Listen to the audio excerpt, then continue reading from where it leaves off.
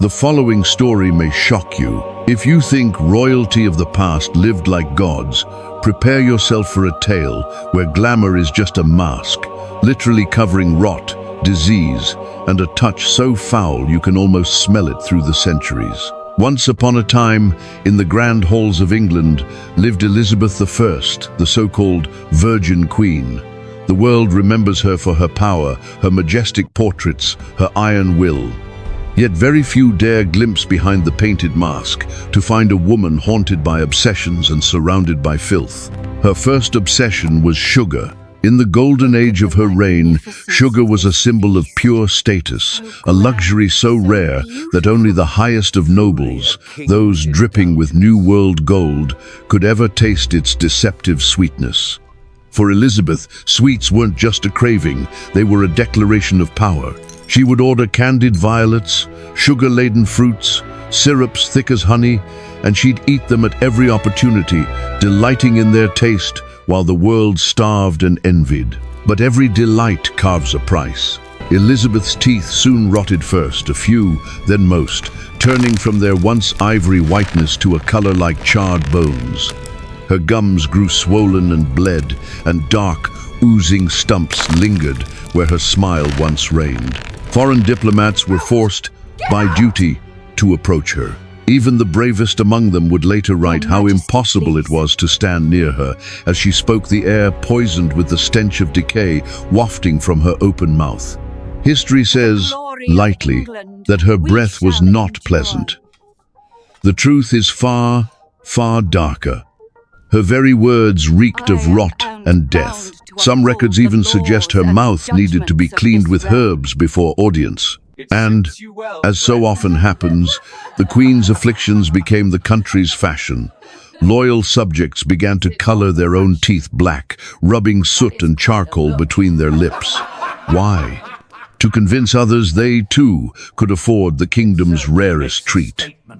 In a world where status was everything, even the promise of decay was worth mimicking. For these people, unhealthy teeth weren't embarrassing, they were a badge of honor. But Elizabeth would never let her teeth go, no matter the pain, the infection, or the swelling. She stubbornly refused to have them pulled, clutching onto what remained of her old self, even as her words slurred and faded behind a ruined mouth. In her final years, it became nearly impossible to decipher her words. Jaws wounded by pain, voice muffled by swollen gums and missing teeth, she resorted to muttering orders through grimaces and thin-lipped yawns.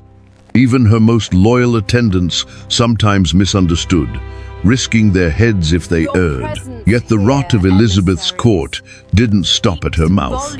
Far from it. Bath time in Elizabeth's England was an event so rare, it might as well have been a royal holiday. The noble classes, Elizabeth included, clung tightly to old superstitions about bathing. It was widely believed that water washed away more than dirt. It could strip the very strength from one's body, leaving a person sick, their pores dangerously open, or perhaps even victim to mysterious infections. One famous tale tells how Queen Elizabeth would only bathe once a month, if that. On unfortunate occasions, she'd refuse altogether, convinced the water would seep into her skin and rot her from the inside, or that some terrible pox would creep beneath her pores. But when the time did come, her attendants, those bound by loyalty rather than choice, would help her undress and climb into a tub of lukewarm water. Not fresh water, no. Water was expensive, laborious to heat, and burdensome to replace.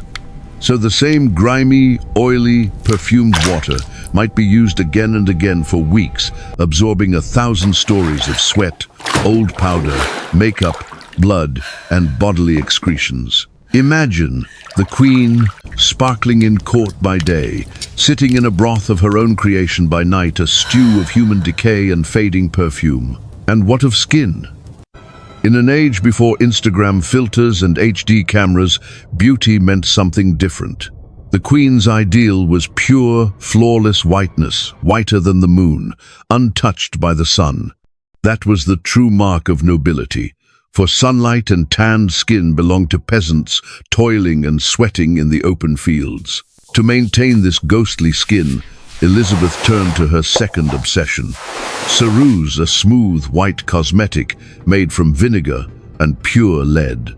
She'd slather it thickly on her cheeks, her forehead, her neck, building a mask with each new application. Underneath, her skin would blister and bleed, the lead poisoning burrowing deeper with every passing month. But the mask must never be removed. A royal portrait could never show weakness, never. So, night after night, Elizabeth would layer more ceruse, more powder, more deadly toxins onto the wounds festering below. And still, she would look in her precious mirrors. Mirrors she both worshipped and feared, and beg her attendants to touch up places where the mask looked thin, always chasing the perfection of her youth, even as her face transformed into a grotesque and toxic dessert. But paint can only do so much.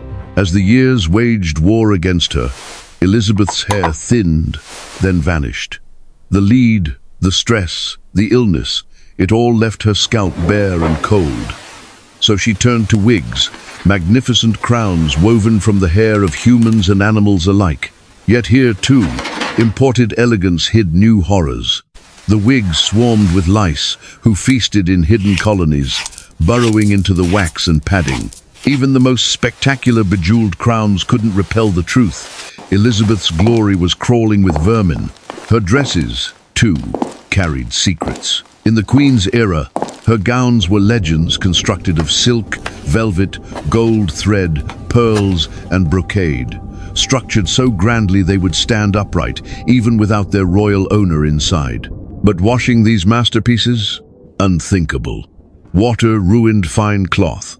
Soap was too harsh. Even sunlight was the enemy, bleaching colors and dulling threads. So the dresses accumulated layer upon layer of body oils, powders, and perfumes. Some popular legend claims a dress could stand in the corner, containing more memories of grime and filth than any diary ever could. With every movement, the odor of sweat, old wine, rosewater, rot would rise like a ghostly veil, trailing her through courtly halls. Yet none dared wrinkle their noses. For the outside world, the Queen was eternal, untouchable, and magnificent. Elizabeth herself carefully controlled every image, every portrait, every rumor, nipping any suggestion of imperfection in the bud.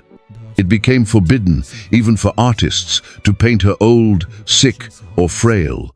The words divine, perfect, virgin clung to her in oil and canvas, no matter the suffering festering below. To see her in art was to witness a goddess, but to see her in person, up close, was to see death masquerading as majesty. Rotting teeth, a mask of cracking white, lice breeding in wigs, sweat pooling beneath immortal gowns, bath water black with memory. Elizabeth transformed her decaying body into a weapon, a carefully constructed illusion that commanded fear, awe, and desire. She knew every secret of power, that people believe in what they see and what they dare not smell. A legend forged in myth, yet behind the mask, decay, disease, and denial. From a distance she looked eternal, but up close, the truth reeked. So, next time you see an old portrait gazing down from a gilded frame, remember, beauty, in the age of queens, was often a beautiful lie wrapped around putrefaction. Dare to uncover more truths that history tried to bury? Subscribe for more tales of darkness, filth, and forbidden glory from the past, if you've got the stomach for it.